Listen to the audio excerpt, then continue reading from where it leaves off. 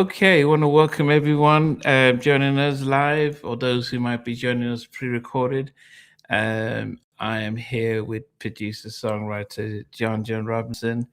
And yes, I mean, we had the halftime chat a couple of months ago, but wanted to go live and give everyone an opportunity to ask questions and talk music and everything. Um, John, how have you been since we last saw? Oh man, I've been good. A lot of things have changed since then, Oh, but what do you mean? war. Oh yeah, Yeah, but other than that, I mean, I'm pretty good, man. Yeah, I moved my studio, and other than that, everything is great. wow, goodness. Alex is here. Alex is probably going to have 100 questions because he's he does his research when it comes to music. Uh oh, Yeah, so he might pull some deep dark secrets out. So well, yeah, he's probably going to. Yeah, I remember yeah. he had to Rodney Jerkins a question, and Rodney says, "Okay, how did you know about that, man?" So, Yeah, so, so, yeah. Alex, whenever you're ready, I'm you can drop your questions in. Um, Alex got me nervous. but have you been making music this year? Yes, actually, my daughter and I, we are about soon to do some, release some remixes. Obviously, where the music industry is right now, it's a lot of experimentation and trying different things and Mm. making, for me, making music more valuable, where you know the consumer, or actually I should say bringing consumerism back into music, where your consumers are actually interested in the music. So one of the things we did, one of the songs that my daughter has is a name of a song called Love Circus that she wrote and produced. We actually co-produced it together, but she wrote 100% of. And a friend of hers named Verseless that frequents her show a lot, called the Muse Box, did a remix for us, an anima piano remix. When I heard it, I was like, man, this is kind of fly. And I talked to her. I said, you know what we should do? Um, in the '90s, they used to do these maxi singles with remixes. I Oh yeah. said, instead of doing a maxi single, why don't we release an album worth of remixes of the song? And so we are doing a remix edition of her song called Love Circus, and releasing that pretty soon. And then I have a couple other projects that I've been working on. I'm finishing up a project with a very dear friend of mine by the name of Alfred Jackson. I'm sorry, and he was signed to me as an artist. Ooh, a couple of decades ago, and I just called him up one day and said, "Hey, man, we have some unfinished business." He was like, "Yeah, we do." So we're almost done. We've been working on this project for about a year. We're about to complete that, and I got other couple of projects that I'm working on, that not really cared to talk about just yet. But I'm always working, always working. Yeah, and the interesting thing about the remix, I know Babyface did something when he had an album with all females. It came out maybe 2 or 3 years ago, and he almost remixed some of his old songs, updated them, and they were singing. I don't know if you saw the album or Yeah, what's the name of that? For the Let me see. I'm gonna look it up. Let's pull it up real quick. Let me pull it up. let me I'm right in see. front of the computer at the same time. Okay, Let me pull it. Let me pull it. The name of the album. I think it was Ladies Night Out or yeah, something yeah, like that. yeah. A Girls' Night Out, 2020. Girls Night Out. Yeah. 2022. I Yeah. So yeah. I think that was it. Yeah. Let me make sure, because people would be getting mad at me if I didn't get his album right. I believe that's what it is, though. Hold on. Yeah. Yeah, Girls Night Out. That's what it was. Yeah. Yeah. And I bring it up mainly because I think what he did was yeah I think what he did was to do some almost remix some of his hits with some newer things. Um, and I bring this up to say that especially with your daughter. I mean, when what seems to be um, the generation that seems to appreciate '90s music, um, and I wondered if you were if possible remixing some '90s songs with some of her songs from her album, almost doing. I know sometimes they would remix a song, and they'll just sample underneath another song. So it's like, oh, I remember that song, and it Mm. comes on top. But that was just a question of when you're doing these kind of remixes and stuff like that, it can gain a lot of attention, but then I don't think financially because of publishing and stuff like that. Um, I mean, thoughts about something like that? So with hers, we're not doing using any samples. We're actually with this is we're reimagining the song and trying to be really creative. Mm, So we have it like I said, we have an anima piano version that her friend Verseless did. There is a Afrobeat version. There is an R&B version. Um, there she came up with this idea and she said, "What if we reimagined this song in the '50s, kind of like Doris Day?" I was like, let's try that." So we, okay. we have we have that as a version, like a '50s version, but it's not what like a lot of people are going to think. It's very hip. We have a couple of EDM versions, a house version. So we're just trying to Mm, basically reimagine, different versions of the song. But when you say that about remixing '90s stuff, what I am doing too, and I didn't mm, mention this, and then you just jarred my memory. I got a lot of songs that I've written that have not seen the light of day. Then I probably mm, wouldn't shop. And with AI being a big thing, what I'm going to do is I'm creating my own AI group, and I've oh, written these songs uh, that I've written, and I'm gonna have this AI group basically, uh, you know, do these songs that I've written, but reimagine them as new songs, and just put it out as a hobby. This is like kind of like a passion project and mm. something fun that I want to do. I know a lot of people are against AI.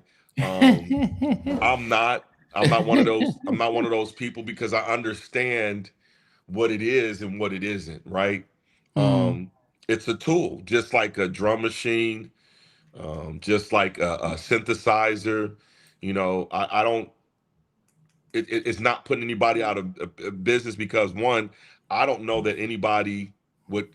And then these songs are not bad; they're great songs. I just don't know if anybody would cut them because I'm not, really trying to actively shop them. Um, mm. and I just think that people like '90s music right now, Yeah. and these are '90s songs. So like, right? Why not, put them out and exploit them, especially when it's my music. You know what I mean? Yeah, I do wonder because Sean Riviere has just released an album and of songs that he wrote and produced over the years, and Hmm. he also went down the AI, got an AI singer to perform them using Sonos. So he's already written and produced the tracks, and then he then puts it into Sono or something like that, and then it generates an AI singer Hmm. who would sing it soulfully, Hmm. and so which is something that he just released and stuff. So it's his own music and lyrics. It's just an AI voice, and I but and I do wonder if and I'm seeing a number of producers, J Dubs, and others who are just who are doing this right now, getting an AI singer and working with some of their own tracks and putting it out there. Hmm. Um, I think my question then becomes: if we get to a point where people can create AI singers and they're doing that with movies, will it become a point where I can just decide, you know what, I'm just going to create my own movie and watch it, create my own song and listen to it, and then it just becomes something where we are almost almost learning how to cook our own food and not need to go to a restaurant anymore. I you know, that's an interesting question. I think we'll figure out a way to exploit it and kind of get around it.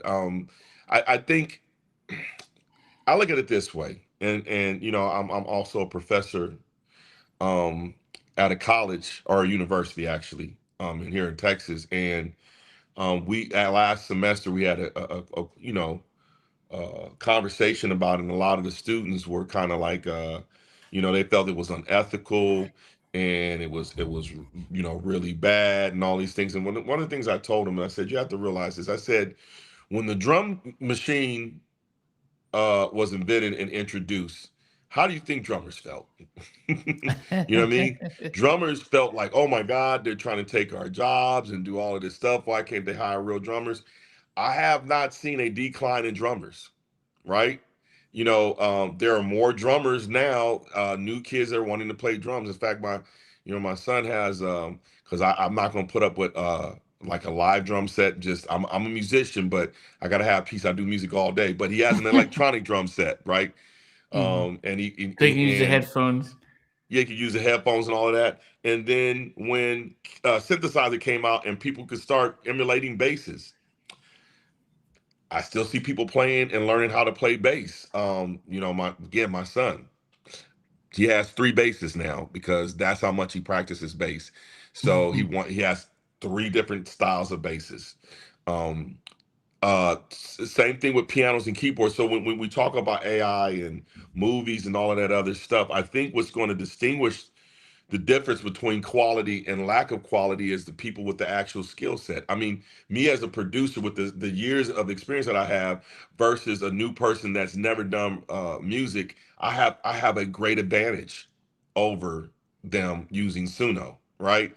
Because I know what I want to add, what I don't want to add. Not only that, is I can pull some of those things out and still play, still program drums, Mhm. still, you know, get actively involved. So it's just a tool. Same thing with the movies. I think society as a whole, and to you know going further, what your question is, and I think the real thing of your question is does it cause us to be less interactive with each other as humans? And I don't think so. I think that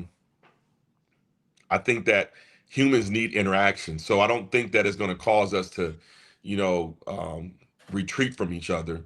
I just think that it's going to be an extra added advantage of bringing something new about that people haven't realized yet. Mhm. Um, because definitely when you listen to music now, um, and I'm not knocking any producers, I'm not knocking any songwriters, so I'm not mentioning names. It's not a diss to anybody, but music as a whole generally has kind of plateaued. You don't hear a lot of ingenuity any longer. I think Mhm. that AI is going to start bringing about that ingenuity and bringing about something new. It's like when Teddy hit the scene. When Teddy Riley hit the scene with New Jack Swing, that was a completely new sound. Changed the whole landscape of music where I mean literally everybody was doing New Jack Swing, right? All of the music and R&B, and then came Timbaland, who did something totally different than that sound. He strayed away from that sound, and it was something different than New Jack Swing. And then you had Rodney Jerkins come and do something totally different. It was innovative. I think that that's what AI is going to do. It's going to start bringing back that ingenuity, that creativeness. What about the? I always remember watching American Idol back in the early days with Randy Jackson, Simon, and Paul Mhm. Abdul. And a singer would sing, and Randy was mainly Randy, and he would always say, "Yeah, I wasn't feeling it. I didn't feel authentic." And of course, now I'm not a musical ear, so I'm just like, "Oh, he sounds wonderful." Mhm. And then he was like, "Yeah, but I didn't feel like you were connecting. You didn't really connect with us, and I didn't feel the song." And I think over the years, I've learned to understand that sense of when somebody is just singing a song or somebody is trying to communicate the lyrics through how they're singing. You know, I just watched the film Hamlet, which is going to be nominated at the Oscars. And the lead character, Jessie Buckley, she spoke a lot of things just through her eyes, you Hmm. know. And it was so her performance was so powerful, not just because she was delivering lines, but it felt like she was the character. And I've Hmm. then come to learn when I'm listening to singers, when they sing from a place where they've understood the lyrics, they know where it's coming from, and they're delivering it. That there's something beyond the singing that we're hearing. With AI, I think my challenge then becomes that level of perfection, and how do you communicate imperfection? How do you communicate that sort of connection from something that has no idea what that looks like?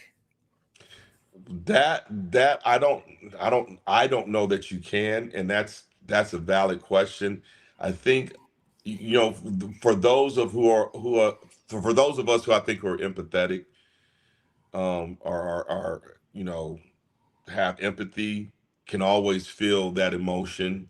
Mm, We can see uh the little nuances and little micro expressions and things that an mm, actor does, mm, that most people won't see. And I think for example, um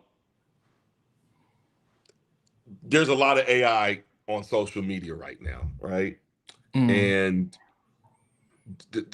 I'll use this example. Benjamin Netanyahu Oh had a yeah. recent video, Okay. and one of the things that people noticed was he had six fingers. But people don't pay attention to the little subtleties when they see those things. For me, I pay attention because I don't know why I'm that way, but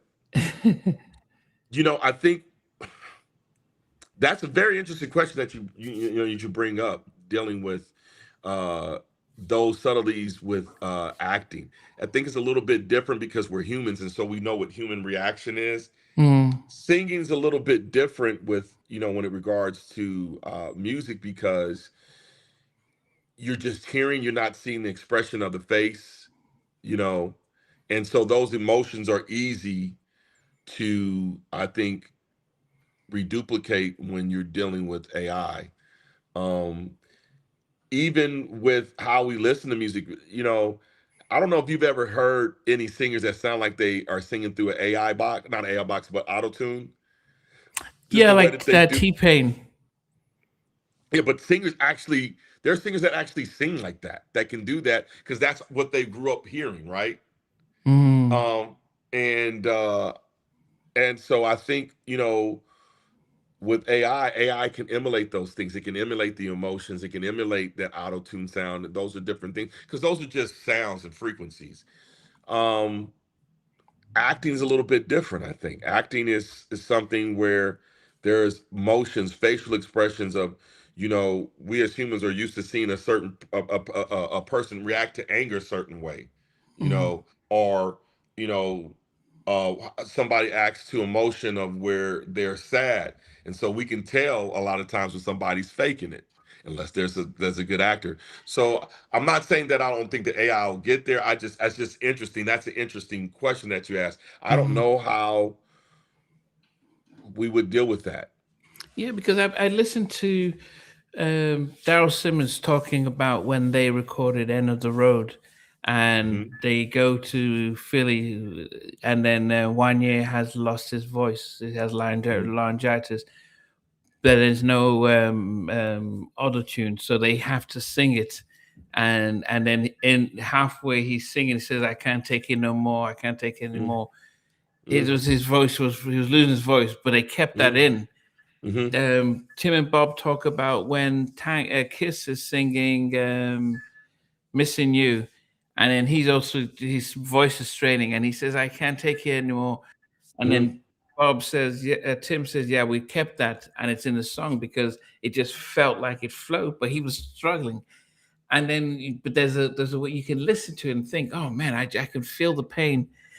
And I think with AI straining for perfection, I think that as spirit people, we probably you can, we listen to Whitney, and her voice just seems to be just on another level when you listen to her on a radio, on a record, Hmm. Hmm. because it's coming from where she's singing it from a very deep place. I wonder if and I've heard some AI stuff, and I don't connect with it emotionally because it just sounds perfect, and human beings aren't perfect in their communication, so that's where I do wonder. So that's all about prompting. You could prompt it. You could prompt AI to say, you know what? I don't want every single note to be on pitch. The slightly go off pitch. You know, it's funny when you was talking about that can't take it. I can't take it anymore. Mm. Yeah, I have a story like that with Jon B. I produced Don't Say on Jon B. And we had gotten to we got to the studio. Man, what studio were we at? I forget the name of the studio. It was a studio in Hollywood off of Lake, not Lancashire. Um, it was oh my gosh, it's a studio near Hancock Park, and it wasn't a studio that I used all the time. Um, I don't remember it right now. I'd have to look at the credits, but when we got to the studio, John was like, "Man, I want to swim into my voice is hoarse." I was like, "Ah, let's try it." I said because I said this. I think this song needs a little bit more texture. I think that this is going to be something that will be a little bit different. And so I said, "Let me hear you sing it." I said, "Yeah, I think you could do it. I don't think it's going to be that problematic." Well, at the end of the song, we probably spent 3 or 4 hours, cutting the vocals. The backgrounds were already done, and at the end, he's doing all these runs, and at the end of the run, he goes, "Woo!" because his voice went out. That was that last run that he did at the end. His voice went out, and he said, "Yeah, I don't want to keep it in." So I'm keeping all of that. I'm keeping all of that because there was an emotion there because he was really going for it.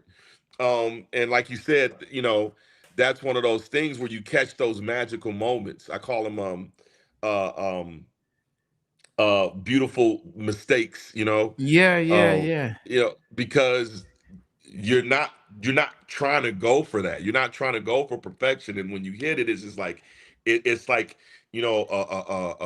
somebody up at bat, and when they hit that ball, they know that Mm, ball's going out of here. And that was you can, as a producer, you can tell and hear those moments mm, um in production because you're not looking for it. yeah. You're looking to get you're looking for a good record. And so when you get those moments, it's like that was good. I'm leaving that. Yeah, Elder Barge, when I interviewed him, he spoke about writing Secret Garden, Hmm. and Sunita Garrett and Quincy all night writing it, and then he said, "Okay, I'm going to go home and get some rest." And Quincy says, "No, no, no, we need you in the booth to sing it." And he Hmm. says, "Look, I've been up all night, my voice." And he says, "No, we just do that one take, just as a reference, and then you come back and Hmm. record the next day." So he just sang his parts, and then he was like, "Okay." And then the next day, Quincy said, "No, I'm keeping what you did because it just captured what I needed. I didn't need anything to add, And so he was really, he said he was uncomfortable for until the album record came out because he felt like I wasn't prepared. But he says Quincy knew what he wanted, but he wanted to keep retaking it. Somebody said that about George Michael. Oh, not over Michael Water. Hmm. He was saying something about when he was recording George Michael that and the song with "I Knew You Were Waiting," Hmm. that he kept, after Aretha had recorded her part, George wanted to keep coming back to keep recording it because he didn't feel that he sang it up to sun. He says, "Look, it's perfect. I know what I need," but Hmm. and it's yeah. So yeah, as I said, our producers here. Alex is asking you. The question is, did Babyface sing the demo of "I Want to Love You" like that by Tony Thompson? I Want to Love Like That. Did he sing the demo? Yeah. Yeah, there's a demo. I don't know. I don't have it anymore. But yeah, that's how we taught Tony the song. He actually and the other song is Dance with Me was a demo for him. And in fact, which is funny, is those two songs were actually originally for Usher. Oh, and they didn't end up making the cut. did Usher record it, his version? No, I don't know that he did. I don't think that he did. I don't think that he did. Yeah. And so that was one of those things of one of those magical moments where Kenny was like, I want you to work with Reggie Griffin. Mm, I was like, all right, cool. You know, and that was a real fun project, working with them, because that was my first time working with some other person besides Kenny. I love collaborations because it's a thing to see how other people think, how other people approach production, and when you're around greatness, you also want to soak up, the greatness is, especially like I said in the earlier interview we did earlier, that I didn't even realize that he had did, Shaka Khan's Mm. I Feel For You. And that's like one of my all-time favorites, as a song. And and we just asking questions, and he, had mentioned that. So I thought that was pretty cool, of just being able to work with him and seeing how he approached stuff. How does that work though when you work with another producer who you're not frequently working with? Do you, how do you share what each other does, and how do you make sure? Bless you. Because if you're Tim and Bob or LA and Mhm. Babyface or Jimmy and Terry, you have your system. You know, okay, Mhm.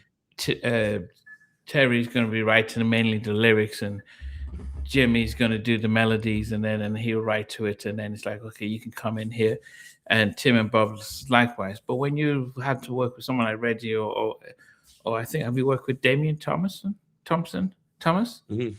Damon Thomas, I never. I'm cool with. I love Damon Thomas. I never worked with him, Okay. um, but I work with Joey Elias. The thing for me is, me working with other producers is not an issue because I don't come in with the ego, and I think Mm, most producers don't come in with the ego. It's like, my philosophy is about the song. And it's interesting because my philosophy in with production has always been one of those things. If the song comes out well, then I win, right? So I never was one of those producers, and I'm not a diss to the producers now. I never felt like I needed a tag or those types of things, because for me, it's not about me. It's about the song and the artist, right? mm, The artist is the vehicle, or I should say, the song is the vehicle, and the artist is driving it. um, you can't have two drivers. Um, and so that's how I've always approached production. So it's never been a difficult thing with me to work with somebody, because it's not about conceding anything. I've always mm, conceded to a song. I've always allowed the song to take the stage, and I just, I'm a custodian of making sure that it gets delivered to the masses. So mm, it's I've been fortunate enough to work with people where it's been that I've only worked with one person that was, kind of really greedy with music and publishing and production and stuff like that. And I just chose never work with them again. oh. I know people are wondering, who is that? They're not in they're not in the business anymore that I know of, so it's not even worth Yeah. mentioning. They had some success though, but it's just for me. I told you, man, I'm not about, you know bad mouthing people. It's not Mm, necessary. mm, So but yeah, that's me. If there's ego, I just choose not to work with you again. mm. A question here by Q Dog. Do you have any unreleased Babyface songs? I have a few. Yes, I do. Oh, how does that work then? Did he record a song that you wrote, and then, or how does that work? So a couple were songs that I was going to produce for other artists, and that never came out. And I just kind of keep it. Uh, if I ever chose to or wanted to record it on somebody, I would reach out to them and say, "Hey, somebody wants this song. Are you doing anything with it? Would you mind if I produced it on them?"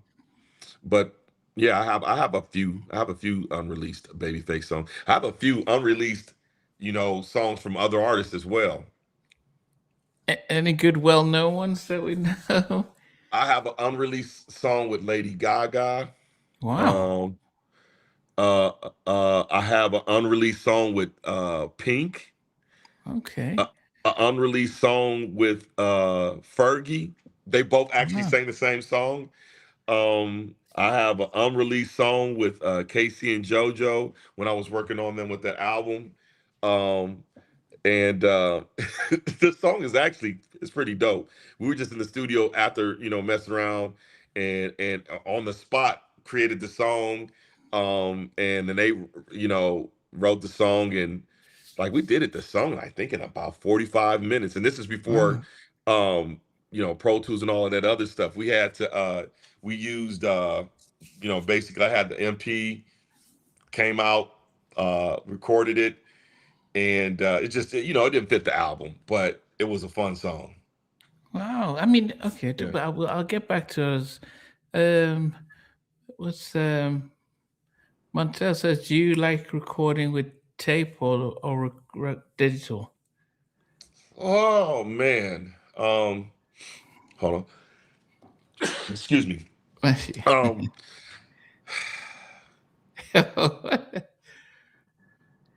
um I like both.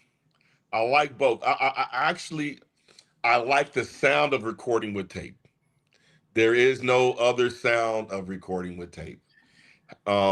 But digital is a lot quicker in your workflow. So if you're if anybody has ever worked with 2 inch that's watching this, you know, usually we would work with two machines, and so you'd have Simpty, you'd have to wait for everything to lock up. When you're recording backgrounds, you have to basically, um, if my B section is going to be the same, then I would basically I would just max out the B sections as big as I could, and then I would pull back on the different versions of them. So if it's the first B section, I pull it back and kind of play around with how I wanted it, and then I let it build some more on the second B section. But I would record everything at once. Same thing with hooks. You would record all of your stuff with at the same time, and then you fly it in different spaces. With when you're dealing with digital, it's just real simple, right? There's no mathematics involved in anything or anything like that.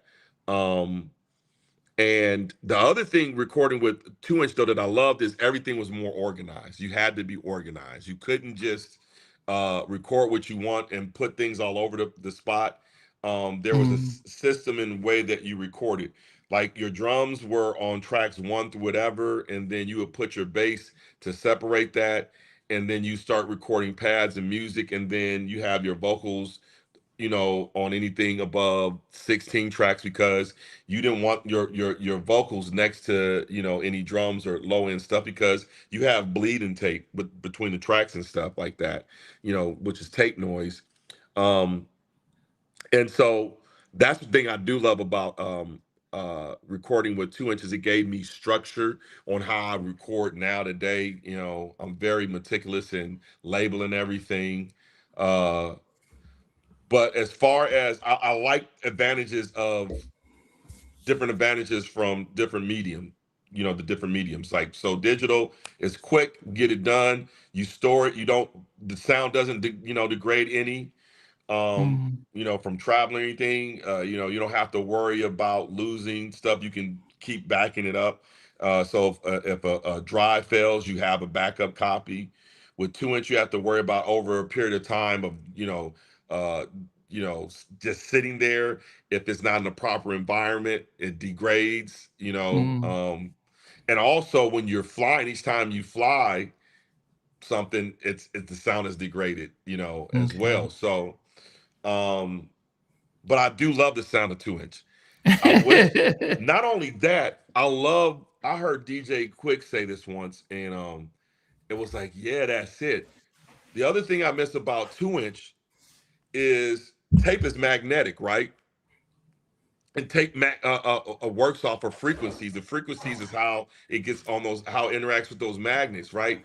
Well, the 2 inches were always in the control room where everybody's, sitting. Where you got the artist behind the vocal booth. Well, the thing I love about tape is that energy in the room, especially with those hype tracks.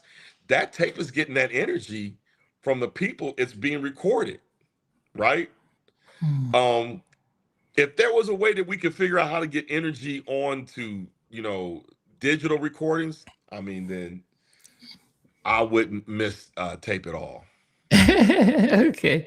Another question from Alex. I'm not sure if you know that. Did Dem Thomas write and produce the title track of Beverly Crowder's 99 unreleased Yum Yum album, Heart and Soul? The title track, I don't remember. Beverly actually was an artist that I bought to the label. Oh. Yeah.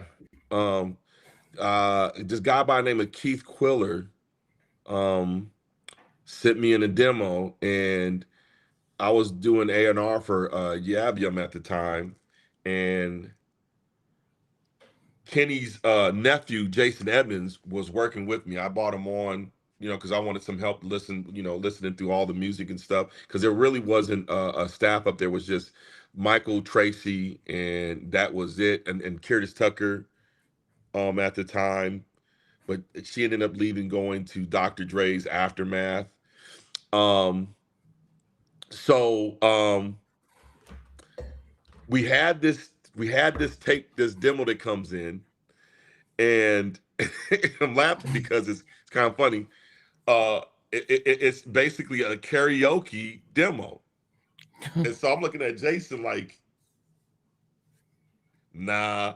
And Jason's like, no, no, no. Let's at least hear how she sound, right? Or he sounds. It had her name on there. I was like, all right, cool. Let's do this. And when she sang, we both looked at each other again, and our mouth dropped. We was like, oh, hold on. We ran straight in and walked into Tracy's. We didn't even knock on the door. We walked in her office and said, Tracy, I don't care what you're doing right now. Stop what you're doing, because I'm about to ruin. No, I'm just teasing right there. No, I'm Stop saying, what you but did. Humpty stop Dance. what you're doing. Yeah, 'cause we need to play you something. And I put the tape on, and I said, and before I played, I said, don't pay attention to the karaoke. Just listen to the singer come on. So song plays, and she just looks at me like, "What are y'all doing?" Like, I told you, don't pay attention. And when she's saying, she was like, "Call him up right now. We need to get him on the plane immediately." What? We got Yeah, so we got him on the plane, got him out to L.A., and the rest was history. She was a little bit difficult to work with. Oh. She had a little bit of a diva mentality. But I What? mean, she's an amazing voice. That, like Beverly Crowder, jeez. You talk about Whitney When you're not Houston. signed and you've got no track record, how do you come in with that an attitude? Wasn't an attitude of like she Or a was bit, hard to work with or anything like that. It's yeah. just that she knew she could sing. She was just it was just the air. Now I don't know if eventually why they ended up dropping her, why it didn't work out, because by that time I was on my way of separating myself from them, because I've been in with them Mm. for like 10 years. And so I Yeah. was basically, separating myself from them, not for any means of anything Mm. malicious or anything. It's just I wanted to kind of get out on my own, from Yeah. under.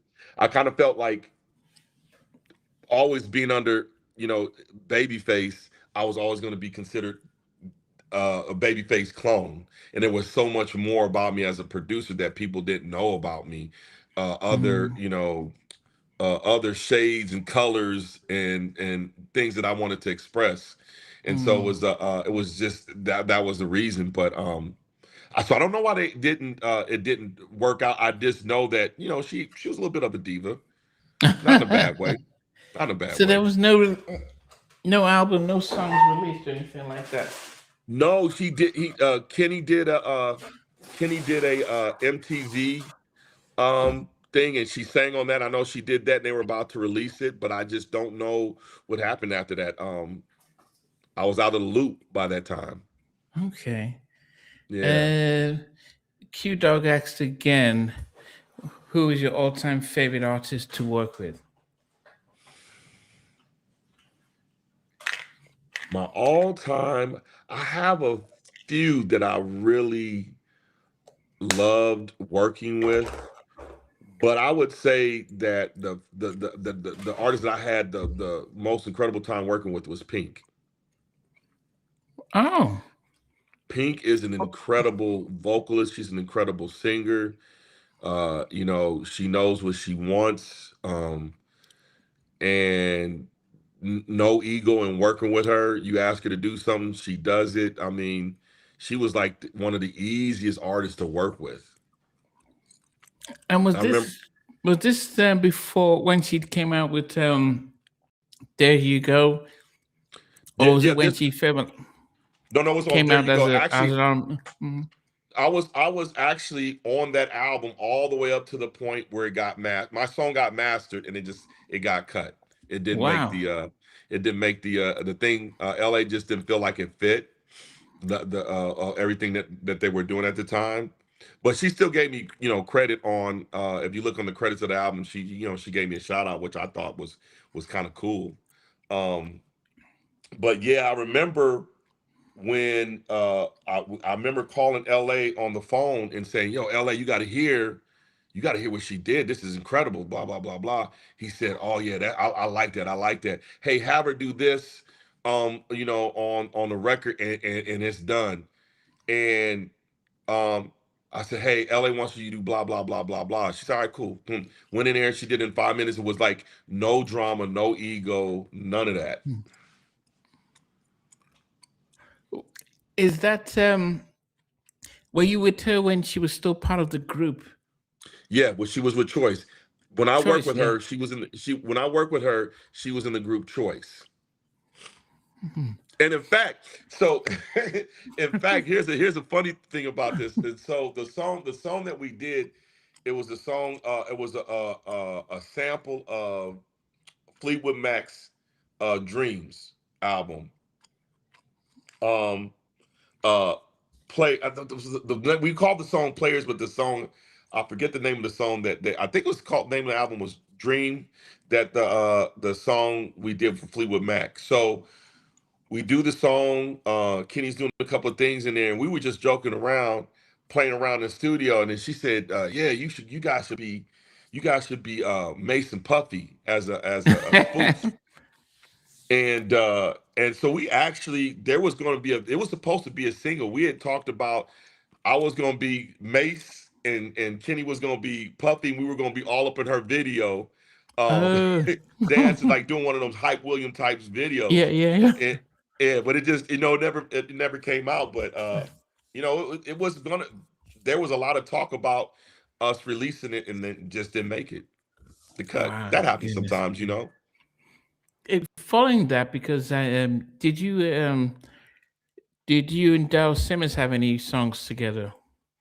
No, no, I never worked with Daryl Simmons, because at that time, that was when Kenny and LA had broke up. Daryl and Kenny were always been great friends, but Mm. they weren't working as much. And I don't know if it was because LA and Kenny broke up, or what happened. So I don't know any of the inner workings of that. But I knew Daryl really well, and I was going to work with Daryl um, on his girl group at the time that he had signed, which later became Destiny Destiny's Child. Child. Yeah, so I think they were called Girl Talk at the time, and Mm. he wanted me to do some stuff for them. Okay, Yeah, okay. Yeah, I've had Daryl twice, and the first time he did say that when Kenny broke up with LA, he was about to go and do the Wait to Exhale. He told Daryl that he wants to test himself because every if especially after breaking up with LA, he wanted to see how well he can do it on himself, and if Daryl is a part of that, they'll still say the sound. He's still part of the sound. yeah, And Daryl says it was tough for him to because they were, he'd been with him since they were high school, and he always admitted Kenny was, on another level. So it was tough for him, and for him stepping out on his own was hard because they get the business, he gets his credits, and he was fine with that. So now to Mhm. step on his own. So yes, it was Kenny just trying to see if he could make it without LA and Daryl Yeah. and stuff. Okay. Yeah, and that sounds about right because I've never known Daryl always he like I would see Daryl often around the studio. He would come and visit like Kenny and Daryl are like this, right? They're Hmm. like best friends. So um I just didn't know why they didn't, and that does make sense Hmm. as to why you didn't hear anything. They did do some other stuff later on after that, I know of, but I just know when Kenny was getting really hot as a songwriter, when he was writing all them smashes and hits by himself, um, you know, he was on a tear. Yeah. Yeah, man, he was killing it.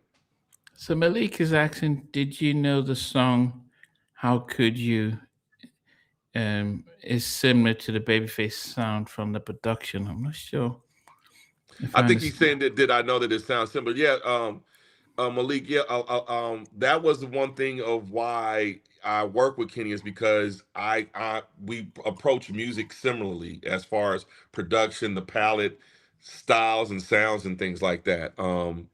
And I would produce for him. There's a few songs that I produced that people thought that he produced, and it was me. That was How Mm, Could You was one of them. I knew okay. his production style, and we Oh. weren't trying to sound like that. It's just that song lended like that. Okay. Yeah. Okay. Okay. Um, I don't know what this means, but who's the creator of Y Corp? Is it is it Babyface? I'm not sure. Y Corp.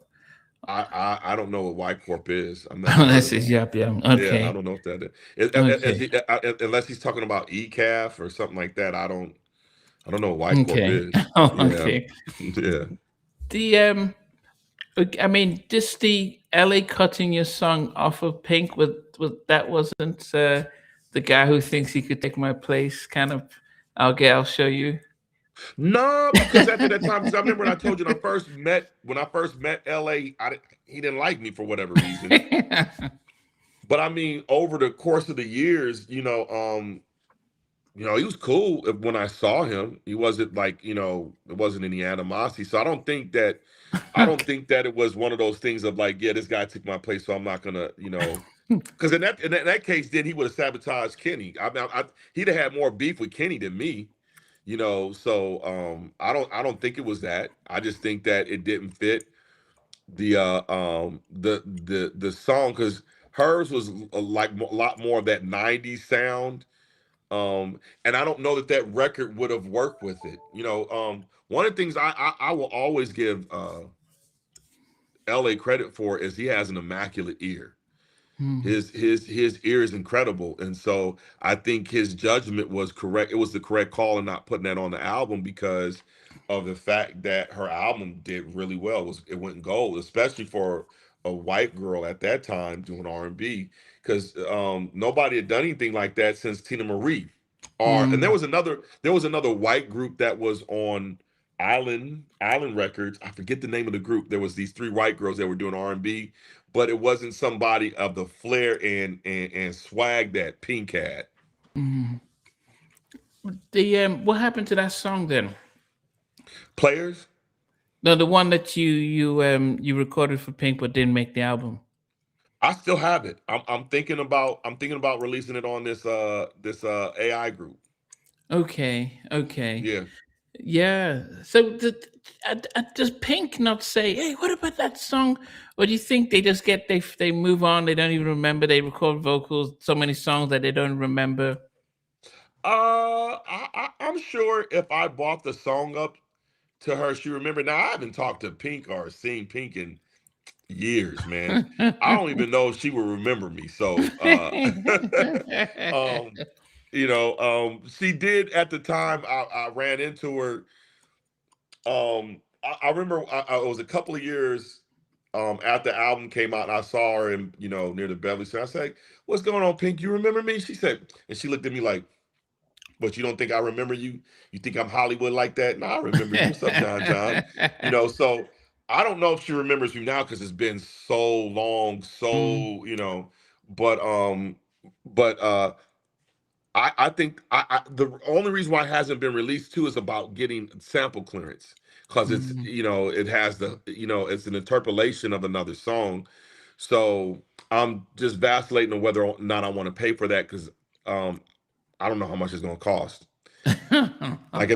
if it's a $10,000 gig, for me to release it, I don't think I'm gonna do it. But then, if you use Suno, are you able to say take away the interpolation and give it a new vibe? Or how does that Well, work? no, because the hook is the interpolation. Players Ah, only love you when they playing. Um, uh, let me. I forgot the hook of the song. Let me pull it up. Let me pull it up while we're doing. I'm gonna pull up the song and see if I can find their version of it. But the hook we basically kept the same hook and then basically the same melody, the same feel of the song. It just sounded like a Diddy or a Puff Daddy production the way oh, we approached it. Yeah. So let me find this album real quick. Okay, it was off of this album. Dreams. The song was Dreams. And so I believe the hook is players only love you when they playing. Um,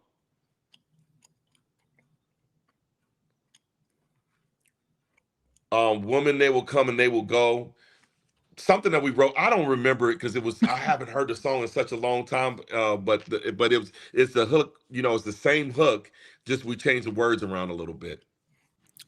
same hook from a group from the '90s or an older group? Yeah, it's the same group from Fleetwood. The same hook from the song Dreams on Fleetwood Mac. Okay, yeah. How? Yeah. Okay, okay. Um, how was it writing with Mark Nelson? I was good right with Mark Nelson. Mark Nelson is an excellent writer. We did a lot of writing early on. And in fact, I'm the reason why Mark ended up in As As yet? Yet. Yeah. So he called up I told Kenny about Mark because I was wanting to get Mark put on as well. Because we were writing and then I'd already had the deal in place with Kenny. And so I told Kenny about him. He said, "Hey, I like he's a dope writer." And but he for whatever reason didn't do anything at the time. He said, "Hey, what's the name of that guy that you introduced me to?" He said, "Man, can you call him? I think I might have something for him." And that's how he got put in As Yet. Oh, Yeah, I could have been like, okay. "Oh man, I don't know, Kenny. I haven't talked to him in a while." No, I've just never been that kind of dude, man. You know what I mean? Mm, yeah. Okay. Okay. Yeah. I mean, vocally, I mean, he's dead. I mean, when he came to London a year or two ago. I mean, I was watching him rehearse, and he just seemed very effortless in his singing. But I didn't realize he was um, a good writer as well. I mean, he's an excellent writer, man. He's a real dope writer. We have some songs. I got some songs with him that weren't even released. You brought up Mark Nelson. See, when people bring up names and I'm like, oh yeah, I got songs with him. I got a whole bunch of. We wrote this song called "Ebony Woman." That is an incredible record. I lost it. I can't find it, but it's an incredible record. Wow. You It's like recorded it, but you can't find. he recorded we actually recorded up at MCA Records at the time had a studio in the basement and we recorded at that studio in the basement and the song the hook goes there's nothing like an ebony woman and it was just the song is incredible. We had a couple people bite but no no real takers. You know how it is in this game. It's basically chance and opportunity. So uh, man, that was an amazing song. I'm just thinking about it now. I'm like, oh my god, I can't believe that nobody cut that one. Wow, goodness. I know he just, I spoke to him, what, maybe Tuesday or Wednesday. Hmm. and yeah, he's looking to try and release some new music and stuff. So yeah, it's yeah, it's definitely a very good voice and stuff. Yeah, Uh, we've talked about linking up and doing some more work again. So there'd be a good chance that I might end up on that project with them. okay, Yeah. okay. Um, what was it like then? I mean, I think which were the legends that you work with that you were starstruck? The only person that I was really starstruck with that I worked, two of them, Gladys Knight and Diana Ross. You know, because they were bigger than life to me because I had known about them since I known about music. So, Mhm. since I can remember back to 4, 5, 4, 3 years old, I Mhm. remember looking at albums with them on there. And at the time, I was like, oh my gosh, these people are like, who are these people? As a kid, they're on albums and you see them on TV. And Mhm. then you find yourself in the same room and they're talking to you. you know um but because I was in the situation where I had to have a job done, it only went basically to a certain aspect of like starstruck. I was like, oh my gosh, it's so nice to meet you. My gosh, I've been listening to your music since I've been knee high.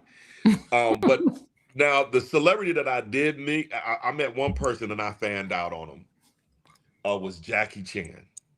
Oh wow. I, I fanned out on Jackie Chan. I got off, bruh. I got shy. I got nervous because Jackie Chan was from Kung Fu Theater. I don't know if you watched Kung Fu Theater growing up, but in America, like on Sundays on I believe it was Channel 5, they would show Kung Fu Theater where they would show martial arts movies. And I just used to love the Jackie Chan movies because he had a Oh, yeah. very good comedic. I mean, okay, but I haven't seen Kung Fu Theater, but I've seen some of the films that he did back in when he was in Hong Kong, dubbed in Yeah, English, and yeah, he yeah, had yeah, yeah he had a very good comedic sense, right? And yeah, yeah, so yeah, and we always knew he did his own stunts. So you're watching, knowing, yeah, yeah, yeah. yeah, man, that's what I meant. I was with my wife. I was like, man, that's Jackie Chan. Oh my God, that's Jackie Chan. And then I realized I'm in Beverly Center saying that's Jackie Chan. I was like, oh, let me catch myself. And is it that you walked past him, or was it? Oh, So in the Beverly Center, before they remodeled it on the third floor, they had some type of furniture store on the top level. And so we're walking in and he's walking to it at the same time and he's standing there talking to somebody. And I'm like about like 15 feet and I realize who it is. I was like, oh my God, and he's laughing at me oh, while I'm he saying, oh heard my you. God, he heard me. Yeah, he heard me. He's laughing at me while I said it. Um, and so I caught myself and I was like, oh man, I was embarrassed because like I caught myself, I fanned out. And I'm like, man, I know celebrities all over the place and I'm fanning out. But but it was just because of childhood memory, you know what I Yeah, mean? yeah, So yeah, yeah. with Diana Ross and Gladys Knight, they were just both just great people to work with. They were pleasant. Um I didn't have any problems. I do remember though, working with Diana got mad at me Oh, wow. because so when I first met her, I just said, you know what? I just want to get this out the way because I don't want to, have this be a thing. I've heard so many different rumors, and I know that you're not this type of person. But one of the biggest rumors that I heard is that you want to be addressed a certain way. So I want to be respectful. How would you like me to address you? And she said, baby, you call me whatever you want. Just don't call me Diana. I was like, all right, Diana. Uh, Oh, as um, a joke. no, no, no, no, no. She said, don't call her Diane. So I said, okay, Diana. Because, Okay, yeah, she'll yeah. answer to that. And she started laughing. But anyway, we were working on the song. And one of the things I remembered about working with her is she's a dedicated mother. Like every night at the same time at 6 o'clock, she'd be like, hey, I got to go take care of my babies. I'm going to be back at 9. And so that was we would work from about 2 to 6. She'd come back in and then we work from about 9 to 11, 12, and we finish up, the day or whatever. But in this particular song that we were working on, the song was in a higher key. And so I should have checked it at that point, but I didn't. Most of the time, I just don't know why I even checked the key. We got to a part and she just couldn't do it. And I said, ooh, boy, we might have to recut this. We might have to retrack it. She said, no, you could just VSOP the track. Very set, offset the speed. You know what I mean? So, Okay. And so I'm looking at my engineer and I said, hey, if we, I said, hold on a second. And I went to her, I said, hey, if I slow this down and we speed it back up, is she gonna sound like a chipmunk? He's like, on this, yeah, most definitely. I said, yeah, that's not a good idea. And like, she said, I've been doing this all of my life. Sometimes you do that. I said, yeah, but the problem is the amount of semitones that we have to, slow this song down to is when we raise it back up, you're gonna sound like a chipmunk, and we can't do that. And so she just says, I'm not spending 3 more effing days in this effing studio working on this effing song with you. And inside, I was smiling because I'm like, I just got cussed out by Diana Ross.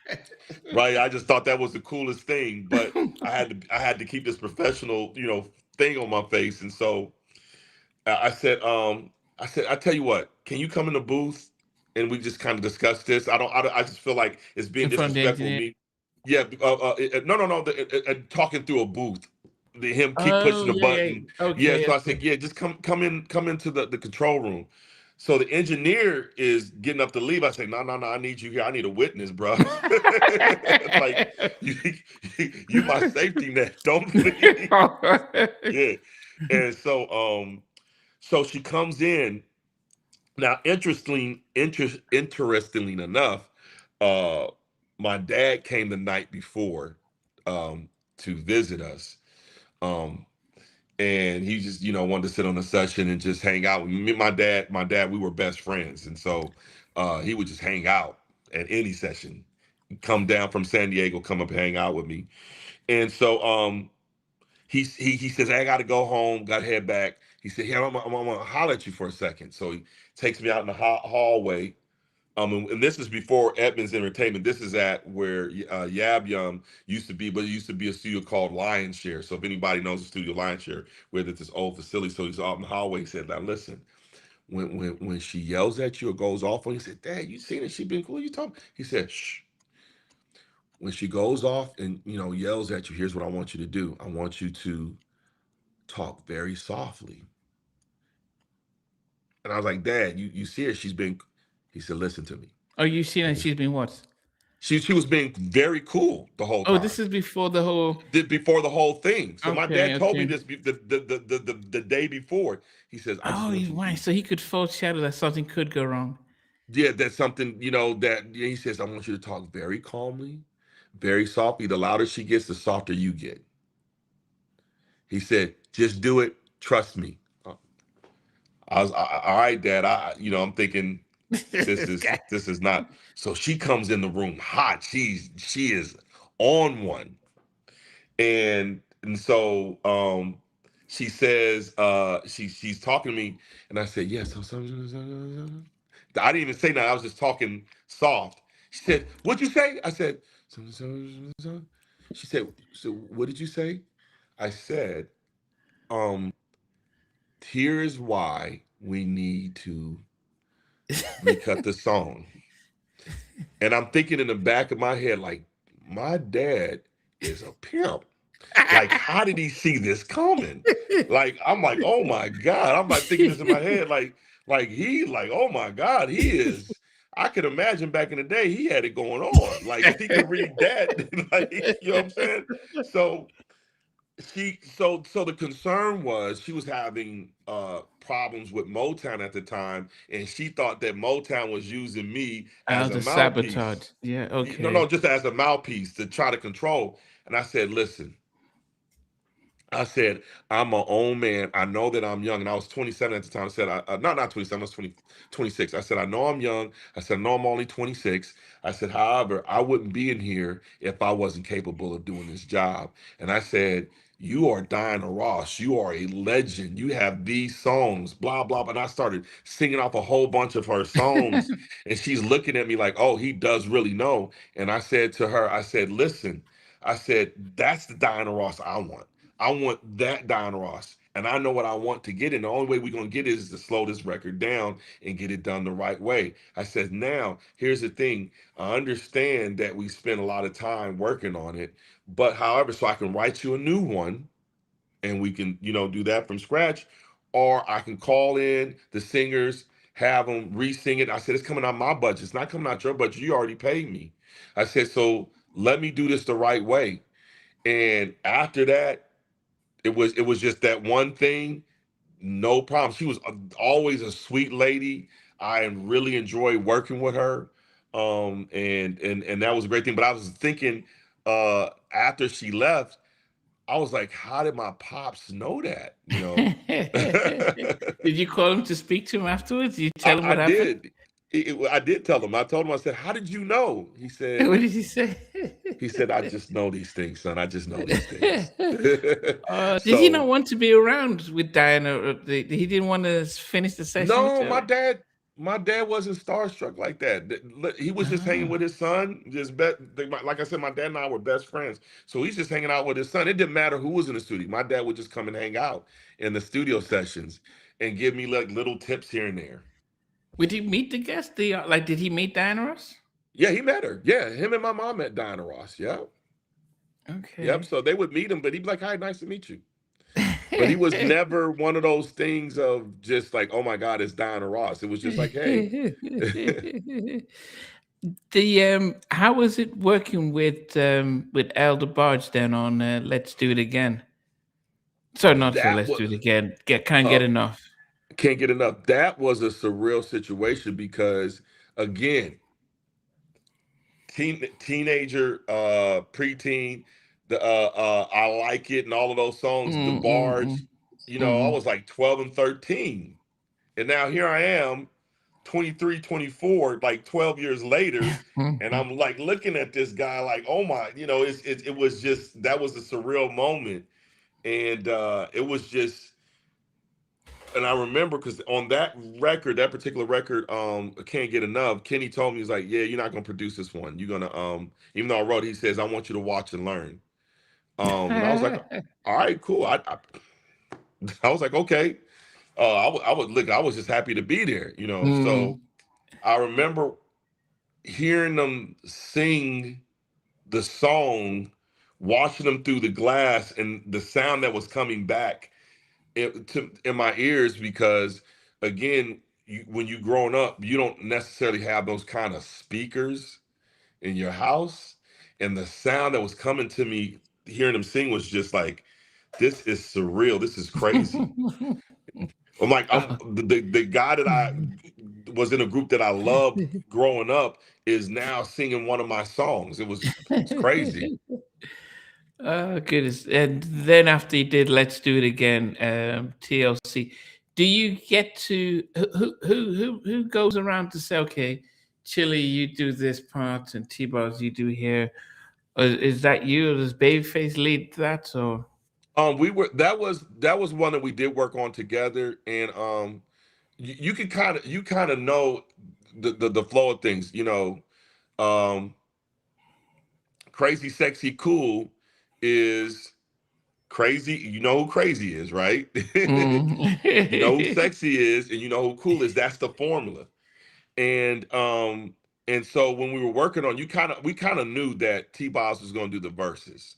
Okay. And we knew that Chili was going to do the B sections because it felt a little bit more R&B, and then she was going to kind of sing the ad lib. So it was just kind of like a natural progression. I was kind of lobbying for Lisa to get on that record because I just kind of felt that would have been missing. But at the end of the day, Kenny was like, "Nah, we don't need Lisa on this one." And it wasn't like a thing of like they were excluding her. It was just the record didn't call for a rap. Yeah, unfortunately, that's one of the things she had upset about was that she was almost limited on that album. Yeah. Mm, And that can be frustrating because sometimes we would work and she wouldn't be there, and then the days were coming, she would go, and I can imagine that would be frustrating for an artist. Like, in your capacity, you're mm, limited to what you can do and what you can't do. mm. Um, as yet, indispensable lovers. Inseparable lovers. Sorry, inseparable lovers. Yeah, Yes. yeah. What do you make of that? Oh, so that record was written and produced by Dutch and last name is Scott. I forget his first name, but right now, interesting enough, he I know his name, but I just don't. And this is really embarrassing for me because he's actually my cousin's father. So he dated my cousin. They had a child, which is my cousin. So I'm just drawing a blank right now. But Dutch produced that. Dutch produced We Be Clubbing by Ice Cube. So Kenny wanted me to produce the record because Kenny knew that I knew what he wanted.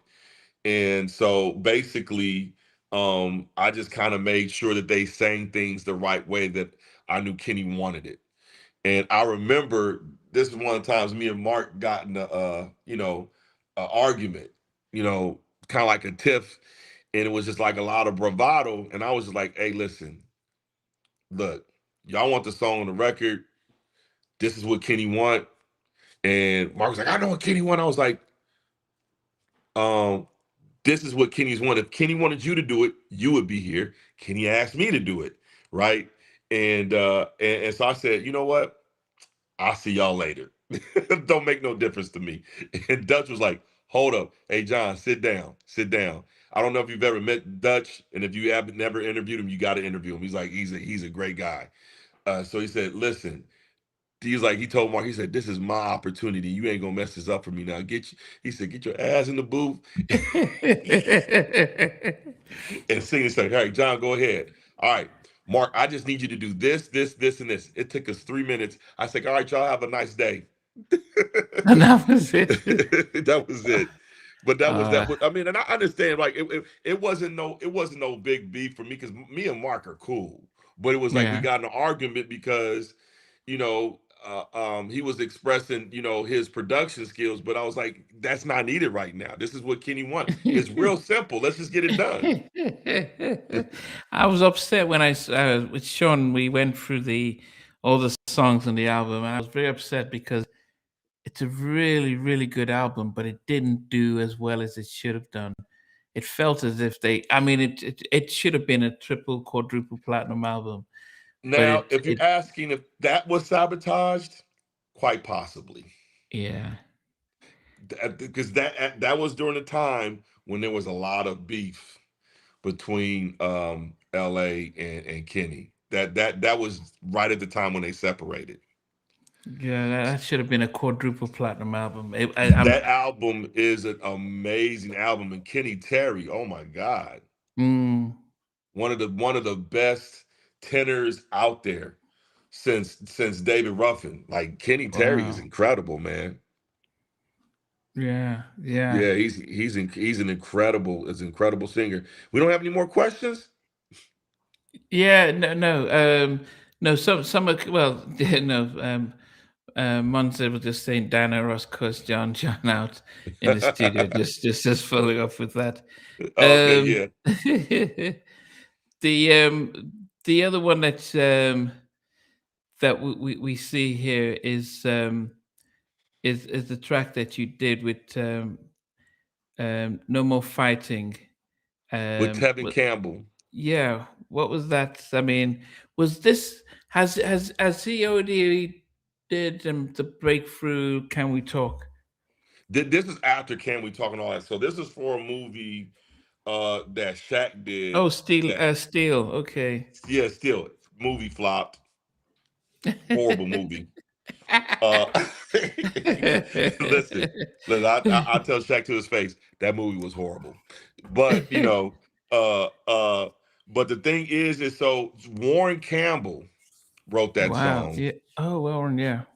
and Jay Brown at the time, because that was done through Quest, was Jay Brown works a lot with Jay-Z now. Um, Me and Jay were tight, and so he's like, I want Jon to do it. And I was kind of like thinking, I don't hear anything wrong with the song, but all right, I'll Oh, take so a check. Warren had already written and produced it.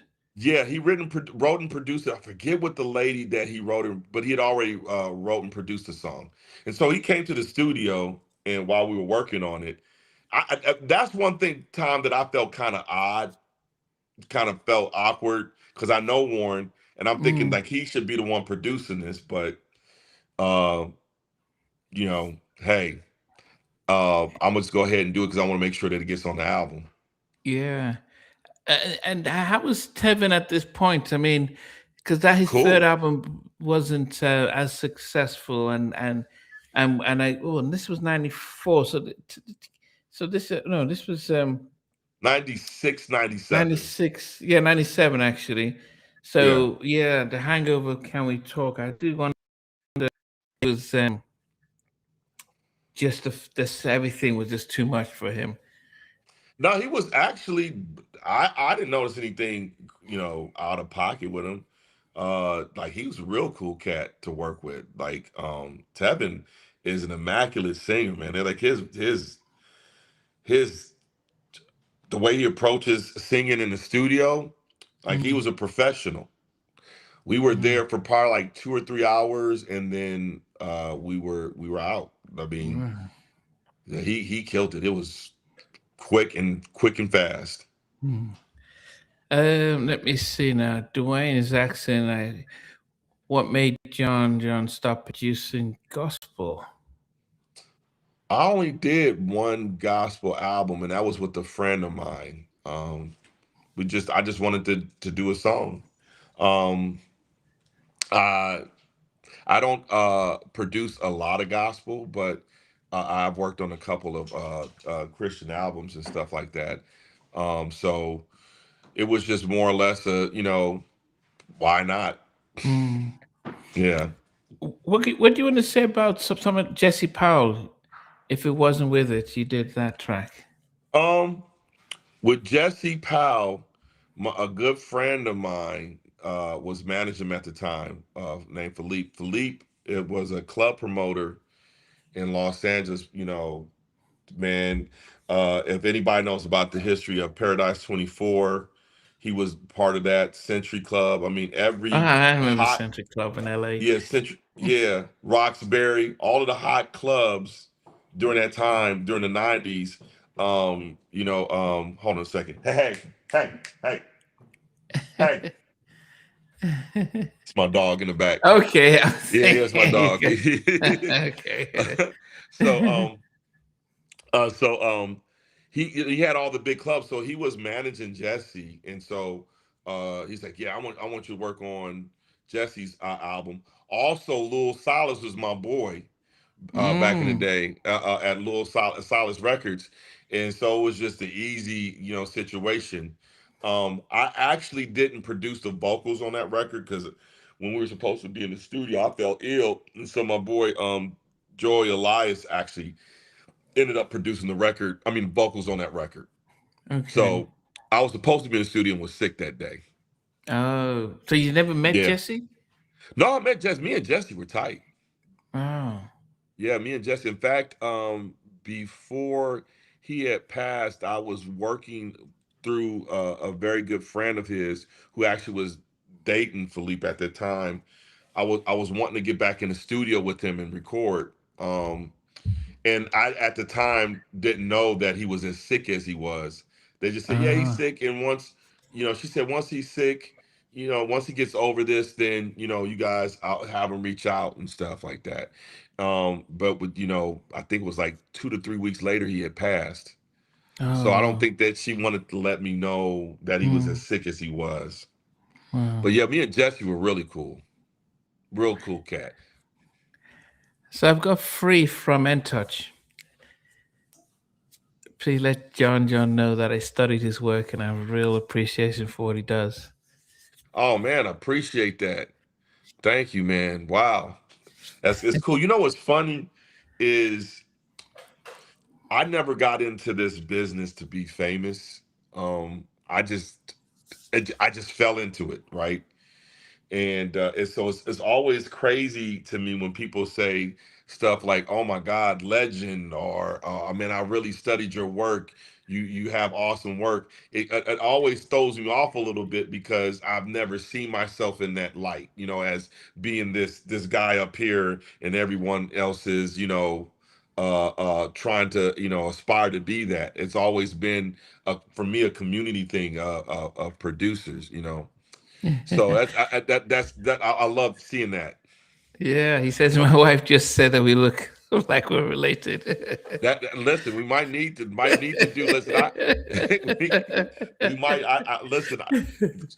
I did a DNA test not too long ago because I've never met my biological father, so Okay. just want to know a little bit more about my history, not thinking that I would find anything, and so it was crazy. I see this guy show up on my DNA that has a high percentage of DNA. We like higher, like in the tens, 20s kind of thing, like close to 20, which is a lot because most of your cousins on your DNA are like 12, 5%, right? But he Mm, was up here, and I'm thinking, and it's not from my mom's side. So I'm thinking, who is this guy? So I reach out to him because at the time I'm looking, I was trying to find my sister. I have a sister that I've never met, mm, and so I end up kind of find out that I have an uncle that I didn't know about, and wow. they didn't know about my dad or my biological father, which was weird. So you never know, we could be related. What did you make of Touch during the time? Because they were, they had their moment when, even when New Jack was doing, when Too Hype and Say it again one more time. I'm sorry, I missed what you say. Say it one more time. no Touch. What did you? Could you remember when the Touch came out? Because you're in the east, they were in the East Coast, you're on the West Coast. I Touch, remember when Too Hype. in touch, or was it Rex and Effects? No, it was Touch. Yeah. I never worked with them. No. I mean the song By who? I, Touch, in Too touch. Hype, Which song? Too Too Hype. Hype. Oh, Too Hype. I love that song. Too Hype. That's a great song. Yeah. Like Yeah. listen, New Jack like one of my favorite groups from the New Jack Swing era was Today, the group Today. Mm. You do you remember them? Yeah. Bob and Wes, Chief, Yep, and him, yeah, Emmett. her, Yeah. Girl, I Got My Eyes on You, and then Yeah. another group that I really liked was Rex in Effect that Teddy did. Like Teddy had an excellent run, man. He like really changed the face of music. So like all of those New Jack Swing records, like Too Hype, because I think that record was also in the Kid and Play movie House Party too, right? I don't think and Free was. I don't think that the track was the no, not the one that In Touch did. I think Kinplay had their own ain't too no Full Force had ain't my type of hype or something like that. Might be that I might be getting my songs confused then. Yeah. And that Mm, happens when yeah. you've been in the business Yeah, and heard as yeah, much yeah, music as yeah, we've heard. yeah, yeah. And the other person here was what a soundtrack that I of a movie that was really strange. It was called Have Plenty, but he worked with Changing Y- Faces. yes, yes. That that was a fun record to do. What That I've was a been fun missing. record to do. Yeah, what I've been missing. Yeah, that was a um I don't even know how that song came about. Um because I used to do a lot of writing by myself because I, tried to do my Babyface thing and write by myself. I just didn't like writing by myself. I like collaborating with others. But that was one of the songs that I written, and people liked the song, and they ended up cutting it. They were a really fun group to work with. Mm, Really easy. And if my memory serves me correct, I think we cut that one at my home studio. mm, If I think that we did, and then we finished it up in New York. wow. Yeah, Yeah. I've had Cassandra Lucas. Yeah, lovely lady. The There's a track here with Tamir, so young. Yes. I Okay. think Now vocally you guys she's have done some homework. vocally. I think Tamir is probably one of my top three favorite female vocalists. Mhm. She has a very distinctive voice when she sings. Um, her debut single, "You Put a Move in My Heart," was written by Mhm. Rod Temperton, produced by Quincy Jones, the two people who did my all-time favorite song, Mhm. um, "The Lady in My Life." How Mhm. was it like working with Tamir? Oh, she was another person that was really fun to work. I love the velvety softness of her voice. Mm. Her voice was velvet and soft, but still had power. Yeah, yeah, And yeah, um, yeah. and we were working, and I remember saying to me, she's like, John, I'm not one of them. I don't do runs. I don't do all that. I didn't, and I was like, no, all you gotta do is just do you. We gonna be cool. And a lot of people haven't heard that song, So Young. It was we recorded. It was supposed to make the U.S. album, but it didn't end up making the U.S. album, and it made the Japan album. So there's an award. It's that album. Is a, I don't know what it does in Japan as far as their levels, but I think it sold over 100,000 copies. The album Yeah, it did went gold. Yeah, it went gold. in Japan or in the Mm, States. in Japan. Okay, yeah, I think it was gold is 100,000 if I'm not mistaken. Well, no, it went gold in the US, so which is 500,000. Okay, no, gold after 500,000 and platinum is 1 million, but I think it's either I forget the structure because in different countries, getting these different gold and silver and platinum are Mm. different sales as far as those are concerned. But I know that she did get certified something in Japan. The um Now- the group Another Level, is that a British Mhm. group? Yes, Guess yes, I was a fool. yes. So I had that was a big hit in the UK. Guess I was a fool. I need to see that. Yeah, That was because it. That they was it. yeah the a Ghetto Romance was their big single. Yeah. And they did a Um, song with Jay-Z too. They had a song that they released with Jay-Z mm, as well. But yeah, they were a bunch of cool dudes as well. We did that song. Now the original version that we did is not the original version that made that album. And that's when I started learning that international production is a little bit different. Different countries expect different styles of music. So there was somebody else that reproduced it. My version that we produced, me and a guy by the name of Joyce Elias, felt more like a Babyface song. okay. And so they went there, they got the vocal production that they wanted, and then they went and rechanged the track, put like live strings and orchestra and all of that Okay. stuff on there. Yeah. Okay. Okay. Now, yeah. Thanks, Ezekiel. Yeah, Ghetto Romance was Damaged, not Another Level. Yeah, Yeah. I just got that last. Okay. Okay. Um, the a group that had a short stint because the lead singer passed away was Ideal. Yes. what did you think they could break out, or when you worked with them, get down with me, Yeah, and then get break down your with me and plans? break your plans. Yeah, Yeah. that listen, Maverick Cotton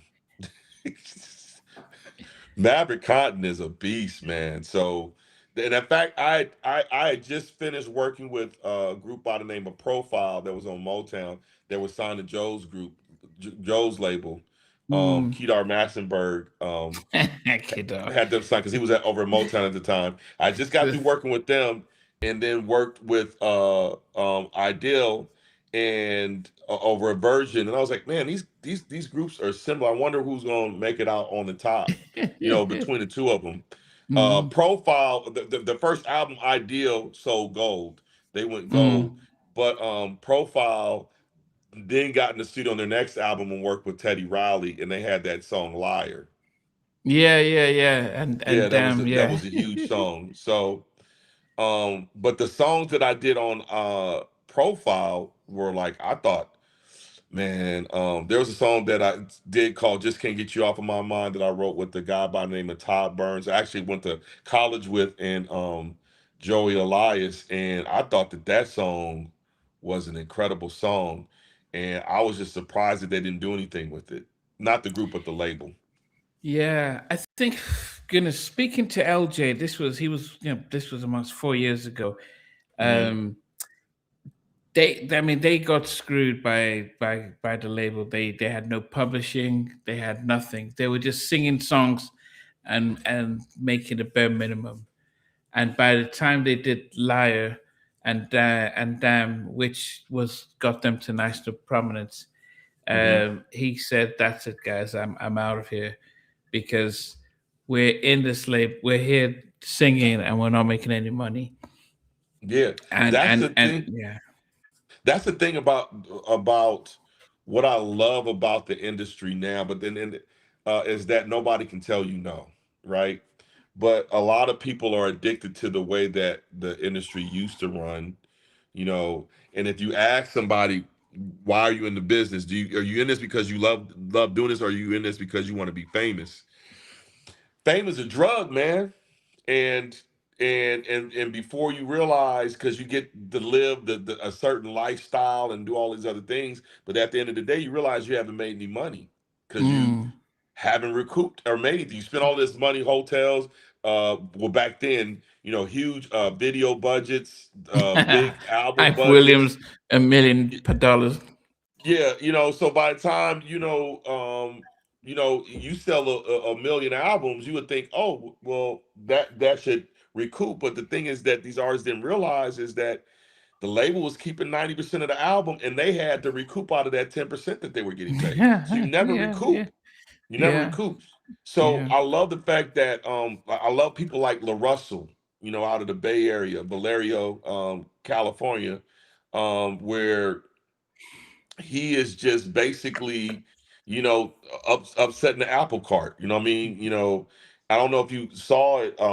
He sold, I want to say 30,000 albums that had just came out, and he was like, people are paying a astronomical amounts for his album, but he's selling albums, and he told his community, say, hey, I want to sell 100,000 albums. Let's run it up.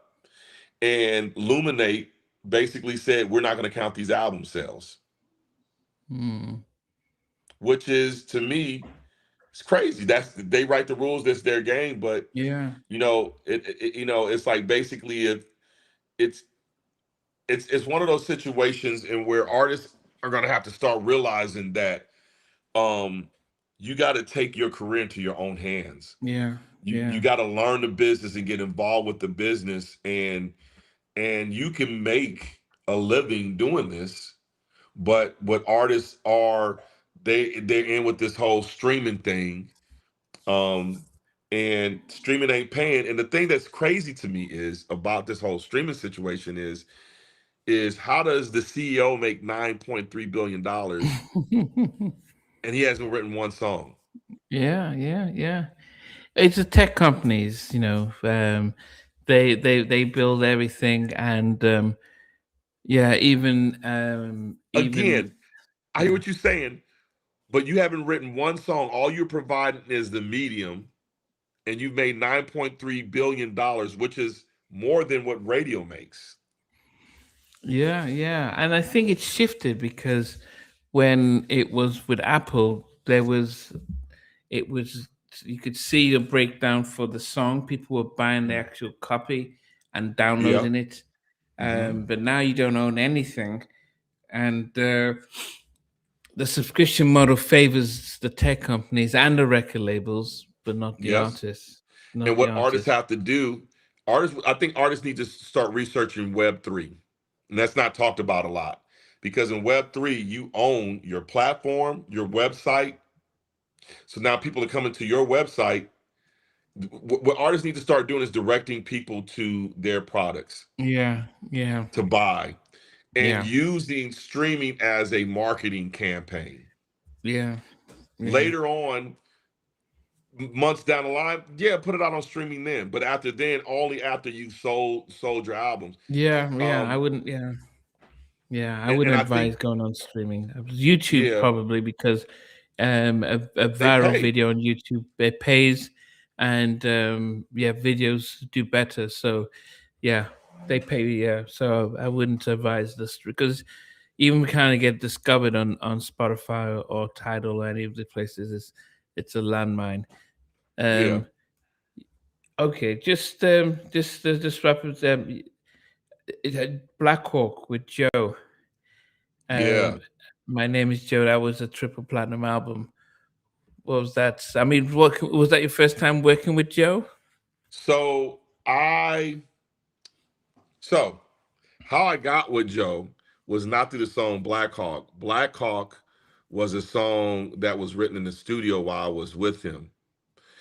The song that got me on Joe's album was the name of a song. It was called Footsteps. Now, I wrote the song Footsteps with this guy by the name of Gramiko Collins.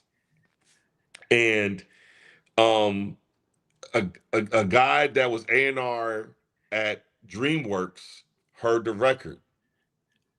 And so he calls me and he says, "Hey, man, um, I heard that song. Bring it up here. Bring me a copy of it." I said, "For what?" He said, "Man, just bring me a copy of it." So I gave him a copy.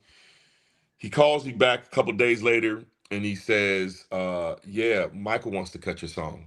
It's like, Michael Michael who? who? Like Michael Jackson wants to cut your song for the Invincible album. I was like, "Man, don't play with me like that, bro. Don't play with me like that." And he had called me and my wife up to the office. Well, not me. I took my wife with me. We went up to the office and he played me um Marsha Ambrose demo of Butterflies. Said, "Michael's cutting this song. He wants to cut your song. He likes your song." I'm like, bruh, all right, whatever. So he calls me and he says, "Hey, change of plan. The Jacksons are coming out with an album and they want to put this song on there, and Michael's gonna get back with his brothers." I'm thinking, oh my God, the Jackson Five? Like, being a little young kid. So I'm like, oh my God. So then was supposed to go on the Jackson Five. It didn't happen. Mm. So Joe ends up getting it and cutting it. And um he cut the song so fast. Like, I just felt like I was robbing him. Like, he basically was in the studio for a half hour and he was out. Now Oh, that's what he is it that he's one that good, takes. or is it that he's No, he that was good? that good. One takes. Down. One take. Boom. One take. Boom. I was like, yo. Like I said, I feel kind of bad, man. Let's write something else. And so that's how Black Hawk came about. Is we wrote it. uh, Me, myself, Joe, and Joshua Thompson. yeah, okay. Yeah, wrote that in the studio. Um, and that was really cool to watch how those two worked, Mm. because you can kind of see into their world of how they Because were Joshua, working. because I've interviewed Joshua, an older, more advanced and seasoned writer, Yeah, and yeah, Yeah, he like the way they wrote. I was like, okay, I'm gonna take some of these and put this in my bag of tricks. Uh, Love Hurts, Diana Ross. Sorry, not Diana Ross, Gladys Knight. Gladys Knight, yes. So that song came about through who we were talking about earlier, Randy Jackson.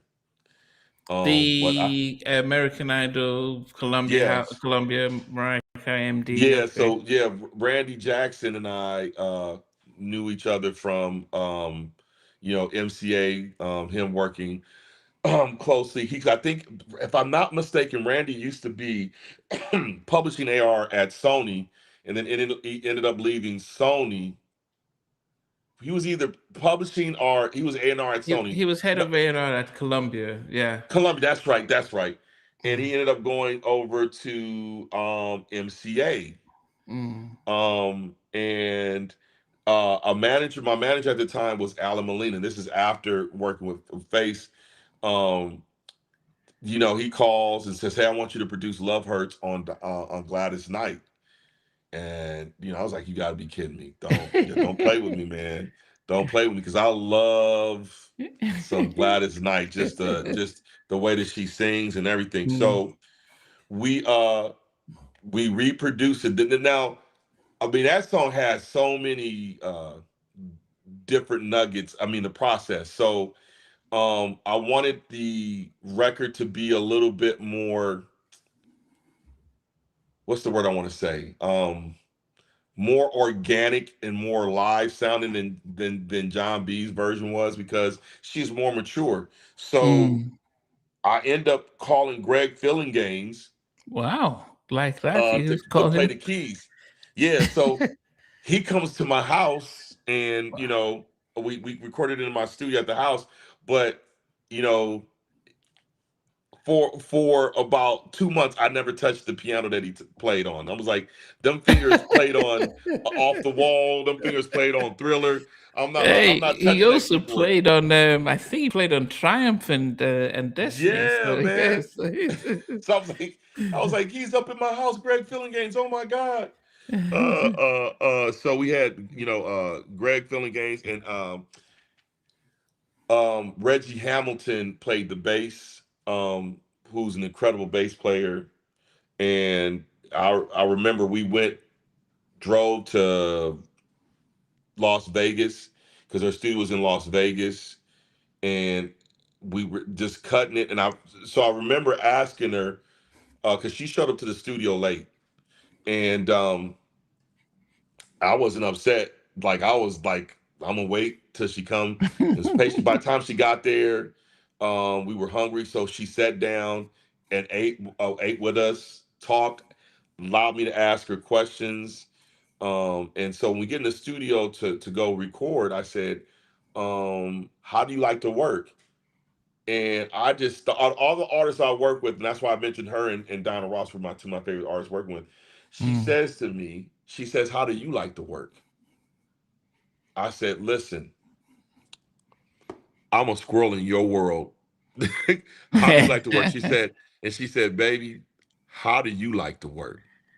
I said, "Well, usually what I like to do is I like to get the verses out of the way, and then I like to get the choruses, because I can kind of get a feel of what I want the artist to do in transitions and things like that. Mm. But I'm not opposed to you of us recording it, top to bottom, because I'm sure you already know the song, and we do it 3 times and we get some takes, or whatever." She said, "All right, cool. So you just want me to sing it all the way down?" I said, "Yeah, let's sing it all the way down." One take. And I was like, "Can you sing it one more time for me?" She said, "You don't like that?" "No, I loved it. I just want to see what other magic is going to come out of this." And 2 takes straight down, and that was it. And that showed me the difference of professionalism in artists from the 60s and 70s, Mm. and early 80s until 90s. Once technology has really harmed the artistry of being a singer. because everybody Mhm. thinks that I can fix it in auto tune or we can re-edit it. So Yeah. nobody really preps themselves anymore to go in the studio. And that's one of the Yeah. things I do miss about the studio is when singers come in to be prepped. Yeah. Yeah. Yeah, Yeah. I remember working with Tony Thompson, God rest his soul. He had came to the studio and he was not prepared, and he came late, and I was heated. I was like, "Yo, man, look, I know you coming to L.A. You know, there's a lot of females you want to see around the city and all that stuff, and I want to hang out too, bro. But you like now you wasting my time because we could have been done had you shown up on time, and it was something we could have been done, bro. Like, come on, man." And I said, I said, man, so man, like, man, just go back to the studio, man. Like, give yourself an hour and learn it, and let's cut it. And the crazy part about was I was thinking that he was gonna flex back. He was like, "All right, sir. All right, sir."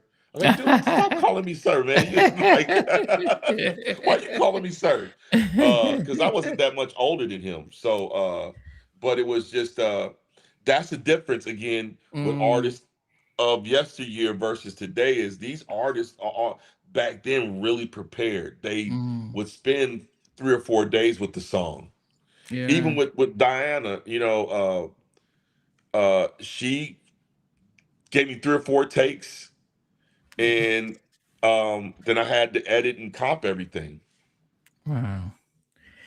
Um, Alex X Love Hurts was it written by Face Yes, and Jon recorded B by originally recorded. It was really like absolutely right. It was originally written by Kenny, and the but artist? our Larnay had nothing to do with it though. Oh, she didn't. No, she didn't have anything to do with it. She didn't record it. Okay. No. Okay. Okay. Okay. Um. So, Alex, you got some of the stuff wrong. Um. The 3LW um on their a Gail Can Mac. Funny. One more time. Do what you came to do. Do What You Came to Do never made the album. I was surprised because we never really finished that song, but they released it anyway. But that was, and I'll go back to the other ones. Do What You Came to Do wrote that with my song Gerald Moore and oh my gosh, why can't I remember her name right now? It was another friend of mine. She actually lives in Australia. We were working because her voice sounded so much like Lisa. Mm. Um, we were trying to get on that. What was the TLC album? Was it Future? Fan Mail. We were trying to get on the TLC album Fan Mail, and so we wrote that song for that was originally written for TLC, Mm. and then Tease heard it and said, "Yeah, let's cut this on 3LW," but it just didn't work for them because they didn't have the right type of voices for it.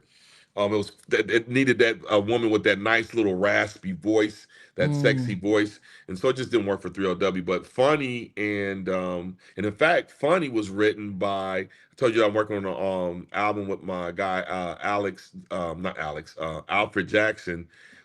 He wrote that with us and another lady by the name of uh, um, Shauna Bolton. So we wrote that and One More Time together. Okay. Okay. Let me see now. Just Oh my through. boy! Oh my God, Joey Elias. Forgot to mention him. Yeah. And then, did you work with Dangerous twice or just once? Just once, but Gone, the song that I wrote, Gone, was Mm. put on like 3 or 4 different albums. Oh, okay. Yeah, because I could see it listed twice, but it's the same song. Yeah. Okay. Okay. Wow. Well, yeah. I mean, I don't know if there's any more, no more comments coming through yet. But we've kind of gone through a lot of your stuff. I A, mean, a lot of stuff. Yeah, we've w- gone through w- a lot of stuff. yeah. What would you say is your proudest song or that you worked on? when you reflect on Hmm. Song that I did with Larnay called Infatuation. mm, And the reason why that's one of my favorite songs is because I just, man, I'm a huge Prince fan, and I was like, man, I wonder if I could write a song like Prince, because I never, ventured into that area. I would just mm. listen to, it, but I never ventured trying to, Into what that's Minneapolis sound or yeah, I never really ventured into that prior to that, and so my boy Boki Loke was like, hey John, what you up to, man? I said, man, I was working on the song, man. You want to write with me? He's like, yeah, what you got?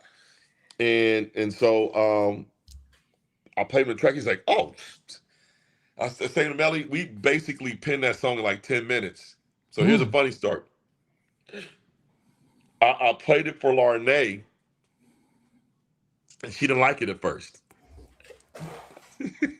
So there was another artist that was about to cut it, and she had heard it, and she told Tracy, I want that song. I was like, nah, I'm not giving that to Larnay. She didn't like it. She said, Larnay said she never heard that song. I'm like, nah, she heard it. She was in the studio, and she heard it. She said she didn't like it, so I want this other artist to cut it. And so anyway, uh she ends up cutting it, and word got back to me that Prince had heard it and loved it. So Wow. in my career, that's a proud moment, because in my career, having almost getting a chance to work with Michael Jackson and having Prince approve, one of my songs is just like, that's a highlight.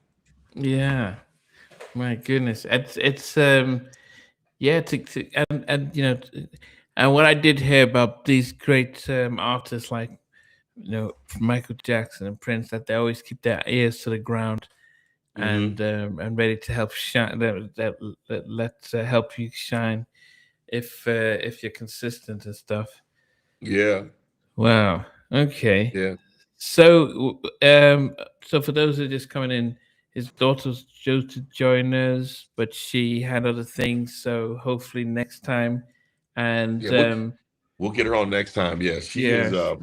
My daughter is both my daughter and my son. I'm jealous of them, because I thought I had some talent until I heard what they're doing, and it's like they sucked all of the creative juice out of me. Because my daughter's not just a songwriter; she's also a producer. So she can do all of her tracks. She's also an artist where she can draw. She makes jewelry. She can make clothes. She's a stylist. I mean, she's all of these different things that just, I'm like, where do you get this talent from? And so, she's incredibly talented. My son can play 3 instruments. Wow. Um, uh, and so, he's really good beat maker, learning how to become a producer. And he does some amazing tracks where I'm like, you didn't do that, did you? And he's like, yeah. I was like, let me see it. And because it's like so surprising. He's only 13, man. It's Wow. surprising that he's as good as he is. Mm, yeah, Yeah, we're in a generation where they're picking up quicker than what we did, and but the fact that he has experience playing the live instrument is going to be yeah. testimony to the fact that I can play the instruments, but I can program Mhm. as well. Yeah, he Um, plays. He's only been playing bass for a year. Sounds like he's been playing it for 3 years. He's teaching himself how to play drums. He can play keyboards. Now mm, he's mentioned that he wants to learn how to play guitar, which is that's an easy transfer mm. from bass. So feel like I don't want to do this no more because they're so good. That's the generation we're in. They nothing seems too difficult for them. Yeah, Okay. man.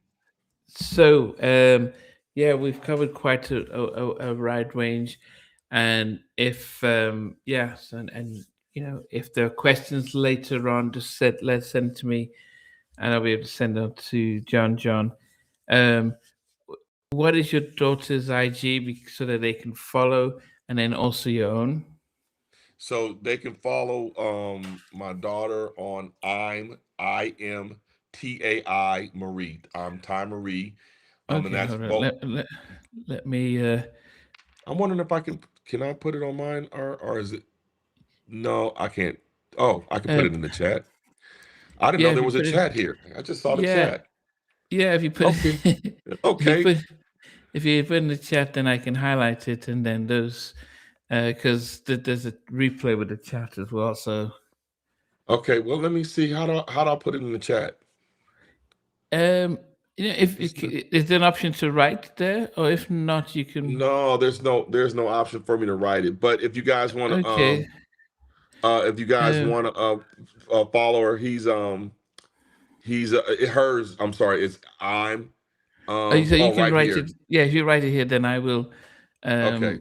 Um, I will put it up there so at least people can see the So spelling that's and her stuff. for I'm sorry, let me put it there. That's her at TikTok, on TikTok and Instagram. And mine's is Jon Robinson. So it'd be TikTok is, in fact, let me pull it up because sometimes I don't get on there as much as I should. Let me see here.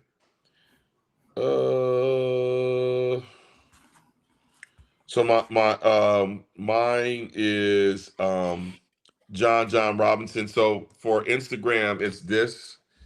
For anybody that wants to follow me, ask questions. Like I'm always, sometimes every now and then give out some, information or gems, for the music business, because my whole thing is I'm in the space of educating people more about the business, because people get in this business and not realize how this business works. And so the business Mm, is like, it's different. And so they so that's the same for Instagram and TikTok.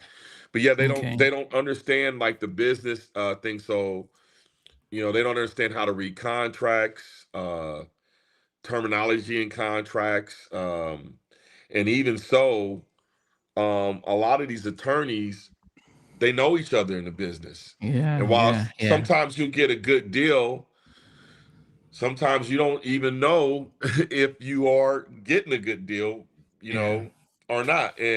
yeah, And I'm not saying that they're doing anything unethical. That's not what I'm saying. My thing yeah, is that you should never sign any agreement that you don't understand or know what it's saying. yeah. But there's lots of pressure, especially if it's your first one, and the Yeah, fears that if you learn and take your time,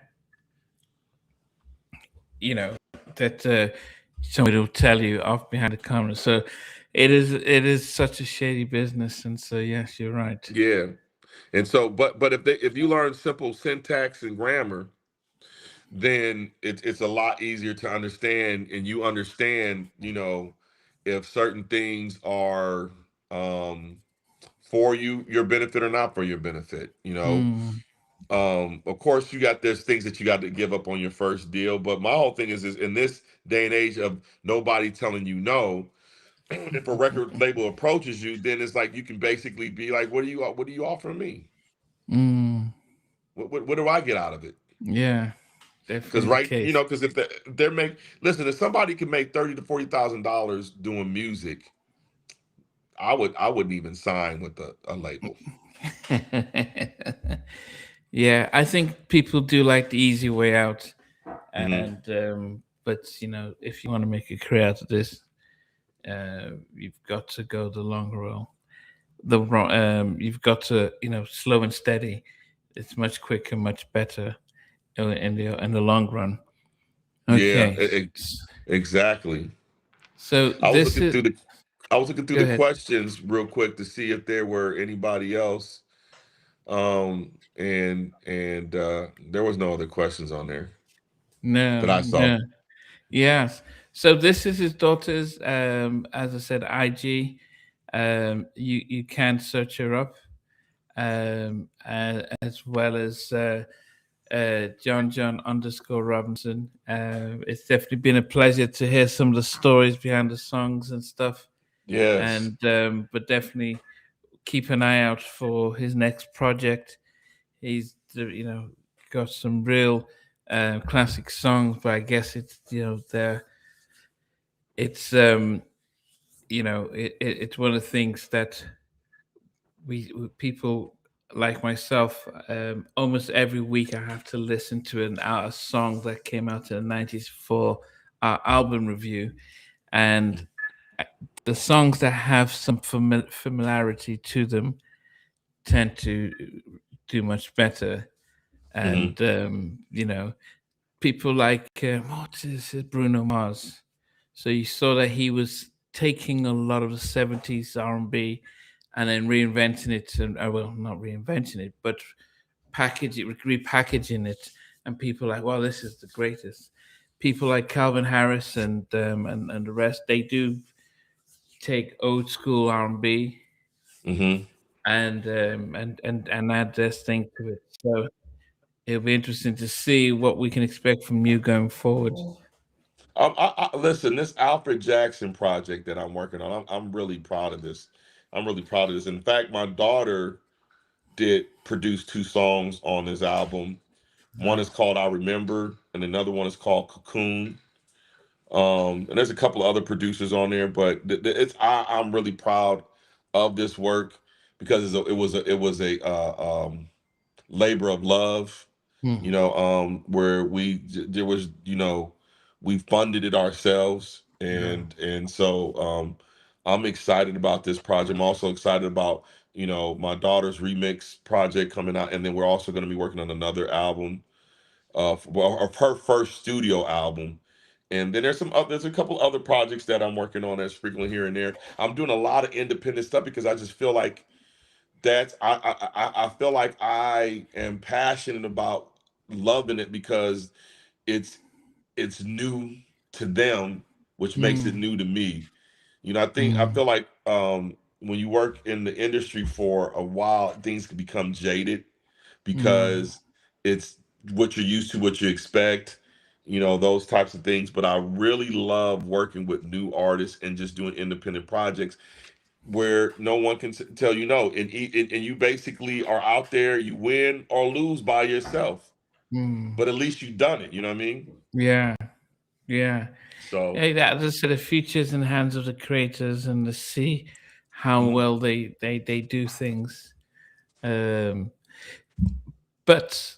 we've got your IG, got your daughter's stuff as well. Hold on a second. Hey. The dogs. No, that's fine. I know. Well, they've been patient for almost 2 hours.